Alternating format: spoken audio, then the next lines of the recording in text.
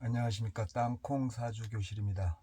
자, 오늘은 전번 시간에 이어서 무인 그리고 기묘에 대해서 설명드리겠습니다.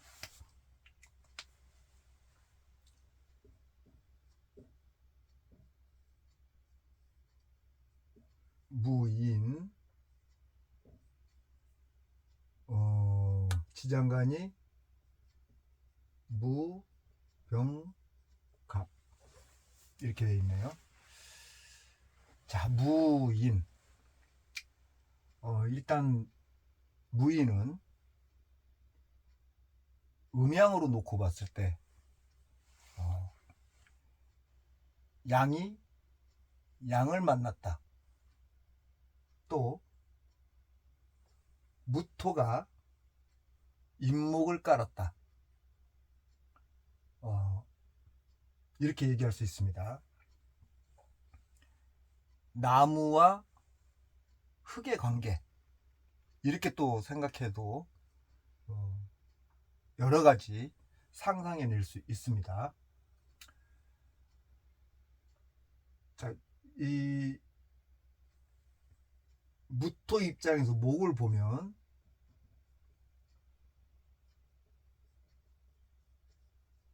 평관입니다. 평관. 평관은 억제하는 겁니다. 참고 견디는 것. 보통 뭐 평관 그러면은 뭐 경찰, 군인, 뭐 법조계, 의사 이런 식으로 이제 얘기들을 많이들 하죠. 그래서 일단 무토 입장에서 봤을 때는 평관을 보고 있기 때문에 일단 억제력이 있습니다. 참고 견디려고 하는 마음도 있고요. 또 충성심도 있습니다. 무인을 그렇게 바라보면 될 것 같습니다. 그리고 또 뭔가 이렇게 관리자 아니면 리더자로서의 역할도 잘 해낼 수 있는 그런 구조라고 얘기해 볼 수 있습니다. 자, 일단 인목 속에 지장간을 한번 보니까 비견, 편인, 편관 이렇게 짜져 있네요. 지장간이. 우리 이제 이걸 우리가 이렇게도 얘기를 해요.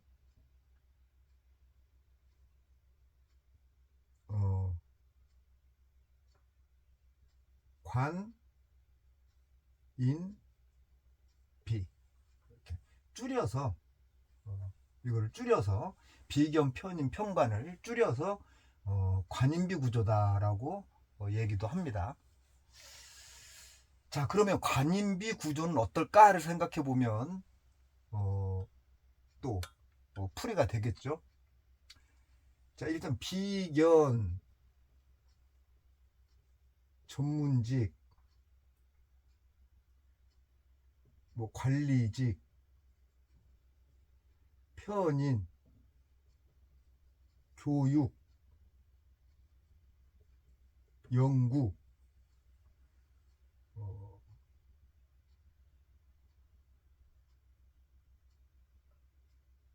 평관, 경, 군, 의 대표적으로 이렇게 얘기할 수 있는 구조를 가지고 있다라는 거예요. 무토가. 그러면 무토 입장에서 인목을 봤을 때 이러한 구조의 직업 특성을 가지고 갈 수 있겠다. 일단 이렇게 추측을 해볼 수 있습니다. 그래서 인비식은 대체적으로 전문직으로서 직장인이 적합하다. 이렇게 얘기할 수 있습니다. 그러니까 직업적으로 보면 이러한 직업을 가지면 좋고,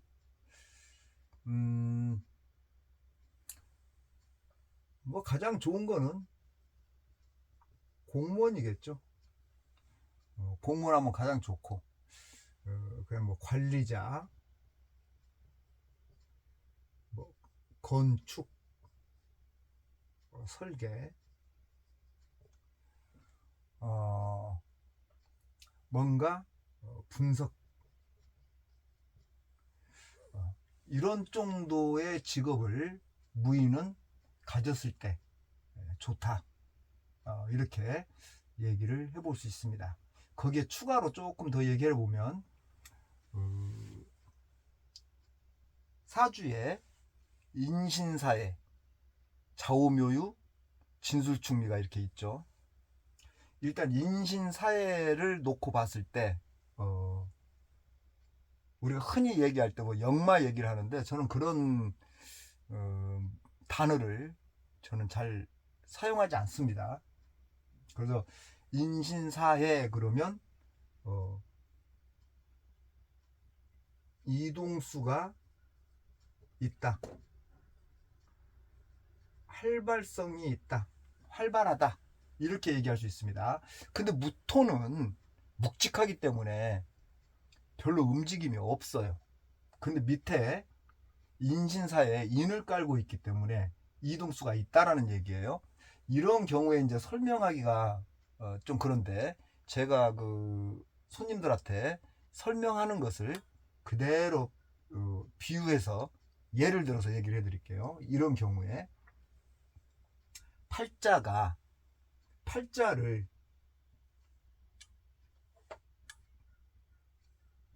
배라고 보면 이게 팔자다. 이 팔자가 이동수가 있다. 그런데 본인은 여우에 이렇게 앉아 있는 사람이다. 그러니까 이걸 무토를 얘기하는 거겠죠. 무토. 그랬을 때 이동수가 있는데 본인이 착각하는 경우가 있다. 내가 돌아다니는 거 좋아하는 것처럼. 그런데 이 팔자가 움직이는데 배 위에서 뛰어노는 아이가 있고, 배 위에 가만히 있는데 배가 가니까 자기도 간다고 착각하는 경우가 있다. 그래서 이 무인 같은 경우에는 착각성이다, 이렇게 설명을 저는 해드립니다. 배가 가니까 자기는 그 배 위에 앉아 있는데도 자기가 가는 것처럼 느끼기 때문에 자기가 돌아다니는 거 되게 좋아하는 것처럼 착각을 일으킬 수 있다는 얘기예요. 그 부분을 저는 이제 이런 경우에 손님한테 이렇게 설명을 해주면 이해를 해요. 바로 이해하더라고요.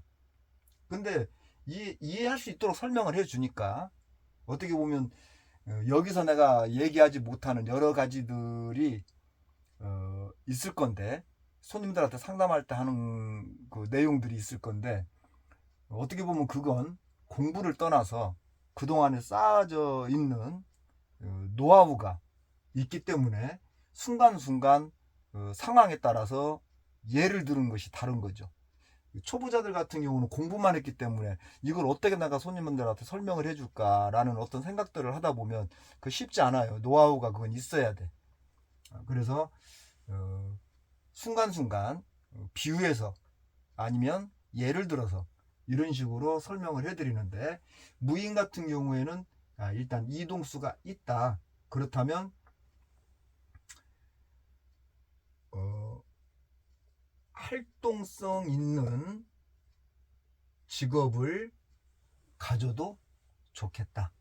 이렇게 설명을 하면 되지 않을까, 이렇게 생각이 듭니다. 무인일주는. 자, 부부 관계는 어떨까? 자, 부부 관계는 일단 무토 자체가 묵직한 그런 구조를 가지고 있고,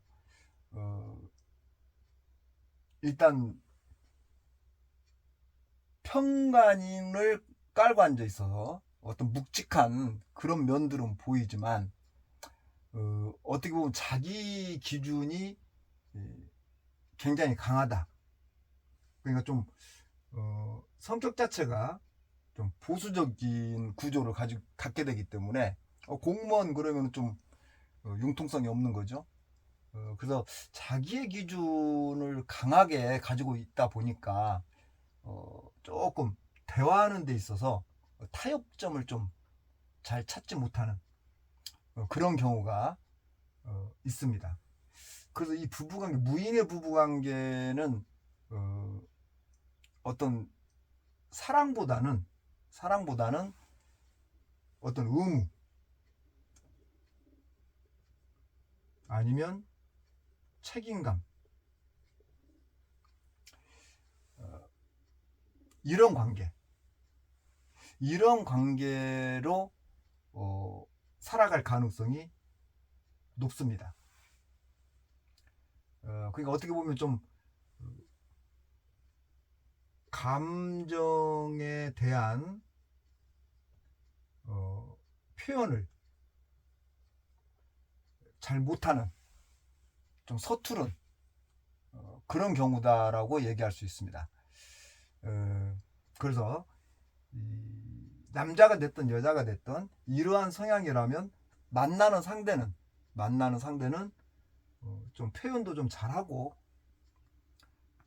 좀 유연성 있게 좀 이해하려고 하는 마음을 많이 가지고 있는 그런 사람을 만나야 조화가 맞지 않을까, 이렇게 생각이 듭니다.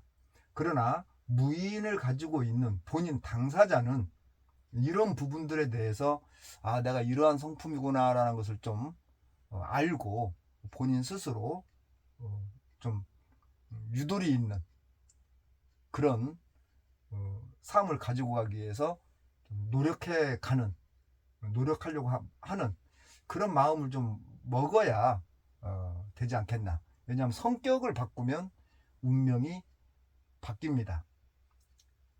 성격이 바뀌어 있는 그 순간만큼 이렇게 손님한테도 제가 꼭 설명하는 부분이에요. 성격이 바뀌면 운명도 바뀐다. 이렇게. 그래서 일단 이제 이 부부관계는 이렇게 좀 정리가 되는데, 일단 그 무인을 보면 부인이 아니면 남편이 나를 그러니까 누구를, 무토를 억압하려는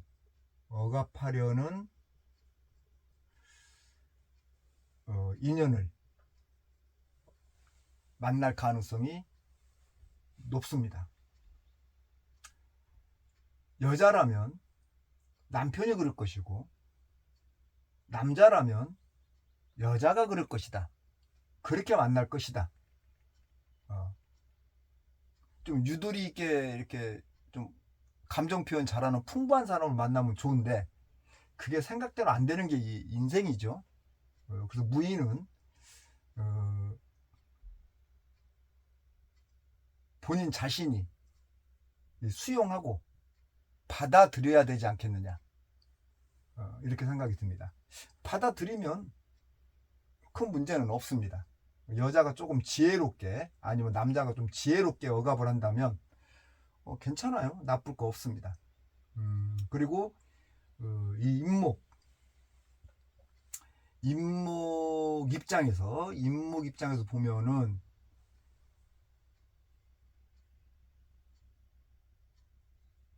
편재,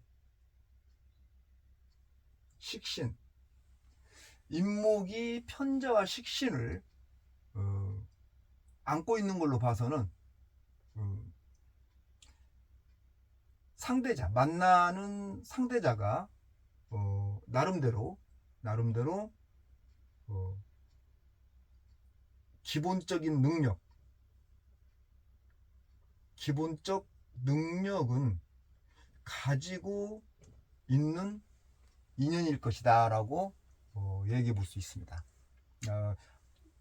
임목 입장에서 바라보고 또 무토 입장에서 바라보는 그 쭉 했었죠. 이렇게 이제 지금 이제 얘기를 안 하는데 이렇게 써먹을 수 있는 거예요. 이게 인목 입장에서 바라봤을 때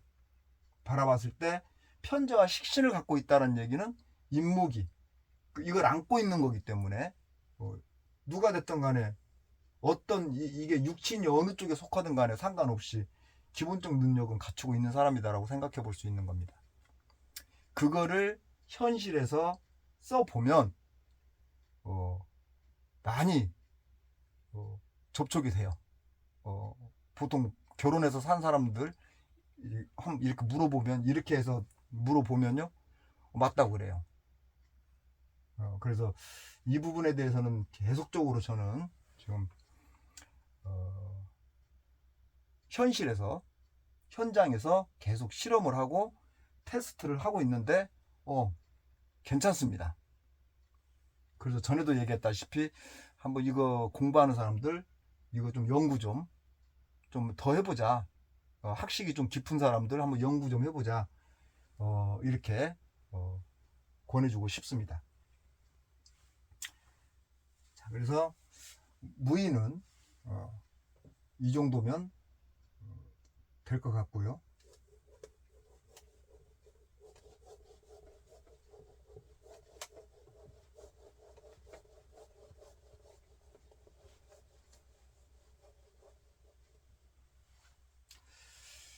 자, 기묘 지장간이 을과 목 이렇게 됐을 때는 제가 얘기했죠. 순수함 섞인 게 없다라는 얘기겠죠. 섞인 게 없다는 거는 순수하다는 얘기예요.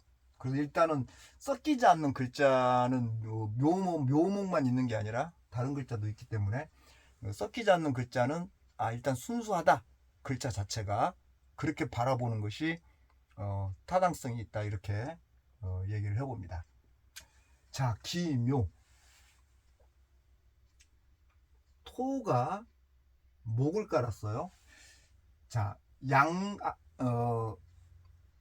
무의는 양 대 양이 만났고 기묘는 음 대 음이 만났습니다. 역시 기토 입장에서 바라볼 때 편관입니다. 그런데 지장간에 있는 것도 편관과 정관만 있습니다. 그리고 음의 구조고요. 그래서 성격 같은 경우는 음의 구조라서 일단 좀 섬세하고 좀 꼼꼼하고 좀 감각적인 부분이 조금 뛰어나다 라고 표현할 수 있습니다. 사격선도 좋고요. 말투도 굉장히 부드럽고요. 절제 있는 모습으로 얘기를 따박따박 잘할 수 있는 그런 구조가 기묘다 이렇게 얘기를 해볼 수 있습니다. 그러나 성격이 음의 구조라서 좀 소심하고 내성적 성향을 갖고 있다 보니까 좀 생각도 많고 또 속에다 담아놓는 구조를 갖고 있다 보니 상처도 받고 또 감정 기복도 좀 일어나고 순간순간 왜냐하면 그 이제 평관 구조에 그냥 훅 그냥 올라오는 그런 구조가 있겠죠. 그러나 평상시 때의 모습은 어떻게 보면 부드럽고 자상한 모습이 나오는 구조가 기묘다. 그래서 이 구조를 좀 이렇게 표현해 보면 어떨까 싶어요. 외유 내강.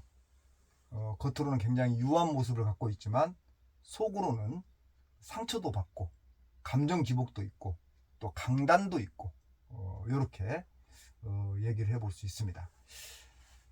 자, 그랬을 때 일단 평관과 정관만 있다면 일단 직업적으로는 진짜 말 그대로 공무원이 좋겠죠. 교육 공무원이면 더욱더 좋겠다. 이렇게 얘기를 해볼 수 있습니다. 거기에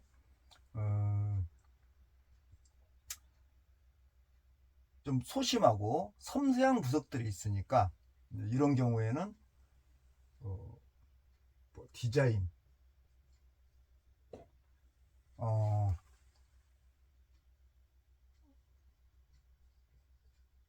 예술인, 상담사,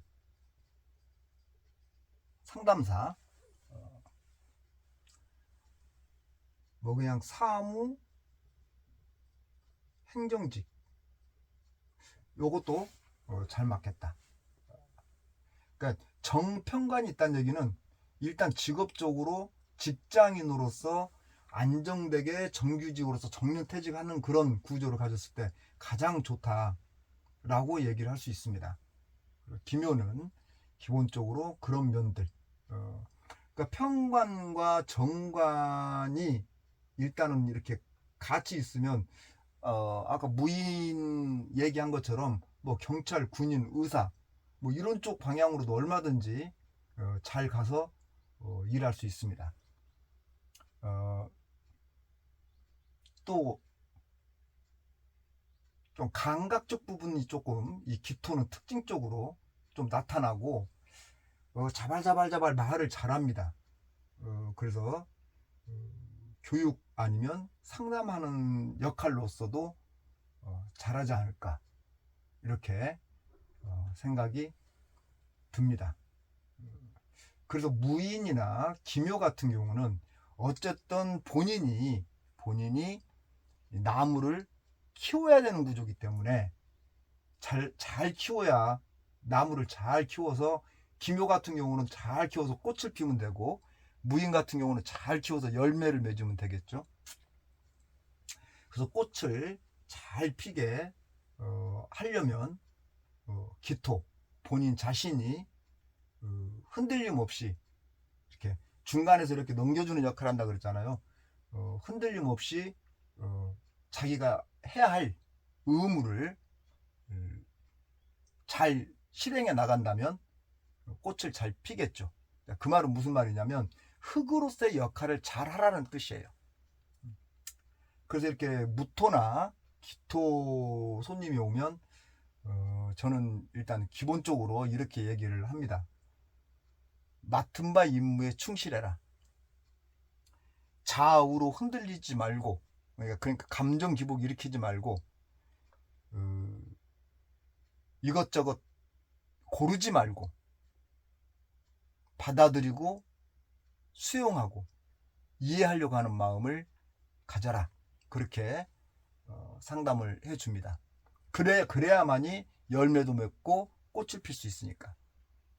그러나 그렇지 않는 구조들도 많기 때문에 그렇게 설명을 드립니다. 뭐 예를 들어서 제가 이제 현장에서 이렇게 바로 이렇게 얘기하는 경우 무토, 외유내강, 묵뚝뚝, 말투 자체가 딱딱하다, 애교가 없다, 그런 것들은 고쳐야 된다. 유연성이 있어야 되기 때문에 고쳐야 된다.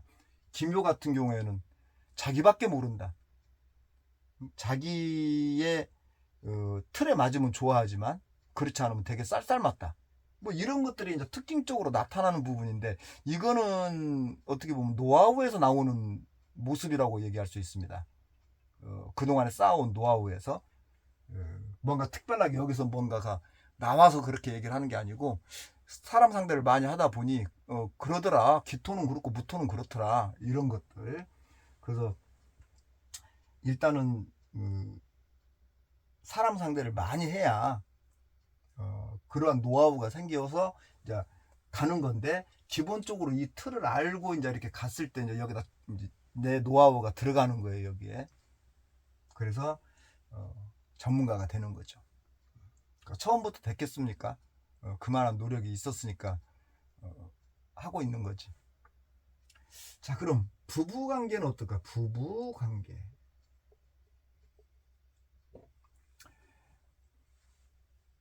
자, 부부 관계는 기묘일주. 일단은 다정다감하고, 남녀가 됐든 간에 누가 됐든 다정다감하고, 헌신적으로, 편관을 깔았으니까 일단 인내해야 되니까 헌신적으로 잘하는 그런 구조다라고 얘기할 수 있습니다. 그러나 좀 잘하는데도 불구하고 자기가 생각한 대로 뭔가 움직여지지 않으면 내성적이라서 상처를 받고 그걸 가슴 속에 안고 있을 수 있는 그런 구조다라고 얘기할 수 있습니다. 남녀간에 그건 공용 똑같습니다. 그래서 자기가 헌신적이고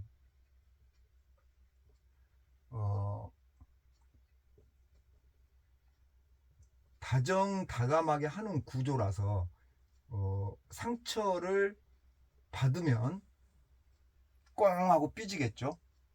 그래서 만나는 상대는 좀 예의 바르고 칭찬을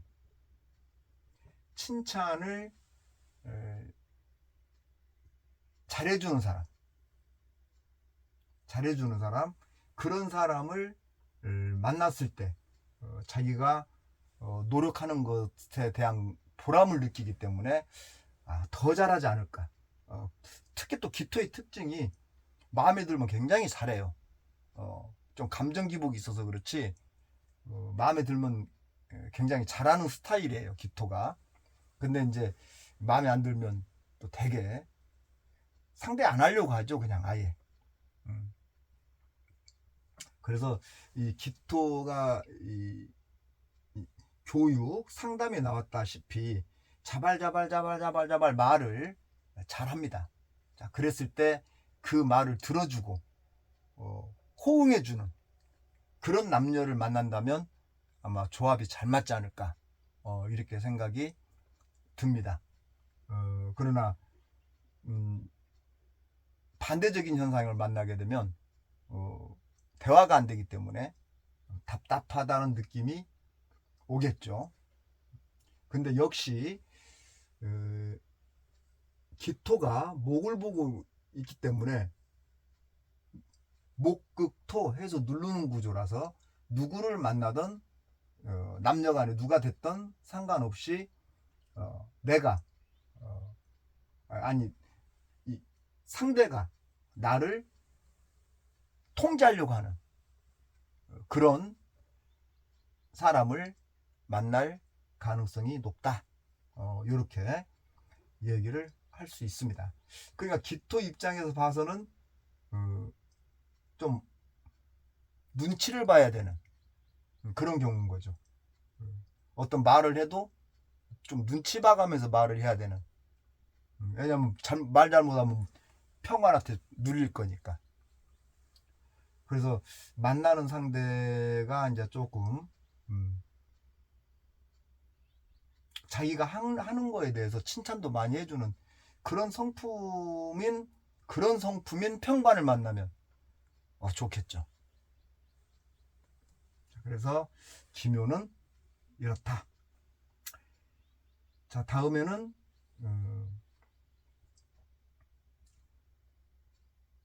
무진 기사를 놓고 다음에는 또 거기에 대해서 설명을 드리겠습니다.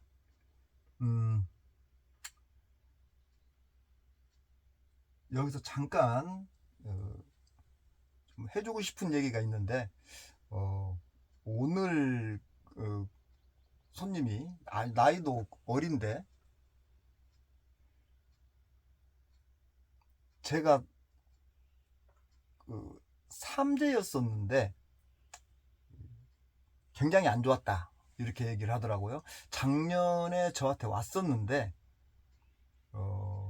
내가 한 말이 다 맞아서 오늘 다시 찾아왔다라고 얘기를 하는데 저는 별로 그 소리가 그렇게 반갑지는 않더라고요. 잘 맞았다라는 소리가 저는 되게 듣기 싫어요. 왜냐하면 내가 점쟁이가 아닌데 잘 맞췄다라고 얘기하면 이거 참 나는 좀 기분이 막 묘해지더라고요. 그냥 좀 사주풀이를 참 잘하셔서 다시 왔다 이렇게 얘기하면 참 좋을 것 같은데 잘 맞춰서 왔다라고 하니까 참 그렇다고 손님한테 또 일일이 내가 다 설명해 줄 수도 없고 근데 와서 하는 말이 내가 삼재였었는데 삼재라서 그렇게 안 좋았었나 봐요 라고 얘기를 하길래 제가 X라고 했습니다. X 노 아니다. 그런 거 삼재 아홉수 무슨 살 좋지 못한 살 먼 쌀이 있어서 어떤지 먼 쌀이 이런 것들을 많이 들어볼 수 있는데 그리고 많이 들어봤기 때문에 나한테 지금 그렇게 얘기하는 건데 앞으로 그런 것들 싹 잊어버려라 머릿속에서 아예 지워버려라 라고 제가 얘기를 했습니다. 그러면서 작년에 왔을 때 내가 설명할 때 본인이 지금 삼재였었다고 얘기하는데 내가 그때 삼재라는 소리 썼느냐고 그랬더니 아니라고 그런 말 하나도 안 써도 그렇게 그러면 잘 맞는다고 얘기할 것 같으면 삼재가 무슨 소용이 있겠냐고 그런 거 안 썼는데도 맞는다면 그래서 그런 것들은 착각을 일으킬 수 있는 구조지 삼재 때문에 안 좋았다 라고 얘기할 수는 없다. 그런데 그 손님한테 작년에 왔을 때 제가 정말 사주 설명할 때도 아마 사주풀이 할 때도 그 소리 썼나 모르겠어요. 사주가 지진났다 그 말을 썼거든요. 지진났다는 얘기는 충을 맞았다는 뜻이에요. 내가 쓰는 지진이라는 것은 동네라고 표현하는데 동네에 지금 지진났다. 언제? 2024년도 작년에. 근데 그 친구가 입장에서는 삼재였단 말이지. 그 삼재 때문에 그런 줄 알고 그래서 아니다. 그거는 전혀 관계없고 사주 풀이상 갑진년에 충을 맞았다. 그러니까 충 맞았다는 소리도 안 해요 저는. 그러니까 지진 났다. 그래서 그런 것이다. 그러니까 착각하지 마라. 올해는 이제 그 지진에서 풀어졌으니 이제 회복을 해야 될 거 아니냐. 그래서 올해 2025년도는 회복하는 단계니까 주변 사람들과의 관계를 잘 작년에 뭔가 문제가 생겼던 것들을 올해 잘 풀어내면서 가면 원상복귀 된다 라고 카운셀링을 해준 두 번째 찾아온 손님이 있었는데 여러분도 혹시라도 이거 공부하는 사람이나 재미삼아 보는 사람이나 그런 것들 쓰지 마세요. 그리고 그런 것들 믿지 마세요.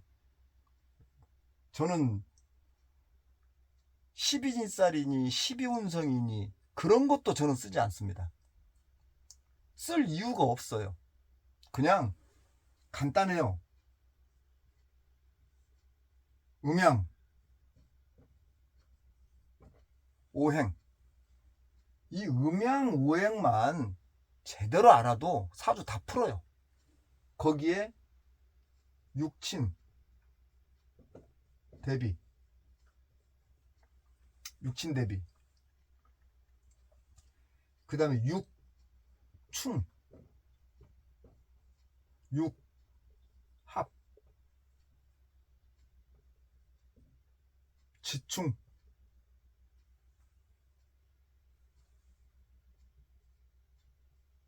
청간충.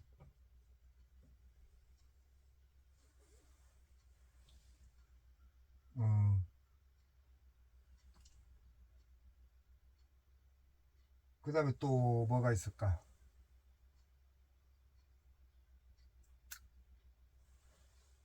이건 조금 참고만. 공망. 요건 조금 참고만. 그리고 합. 그게 합충이죠. 명리학에서 쓰는 것이 육충, 육합, 청간합, 청간충. 청간 충은 충이라고도 하지 않아요. 청간 극, 그냥 청간 극이라 그러지. 이것만 정확하게 깨뚫어도, 이것만 정확하게 깨뚫어도 다른 거 여기 안 붙여도 사주 다 풀어낼 수 있어요. 거기다 노하우만 조금 거기에서 쌓여진다면 아주 뭐 기가 막히게 풀어낼 수 있어요. 그리고 이것을 다 알면 사주팔자가 이렇게 생겼잖아요. 위치,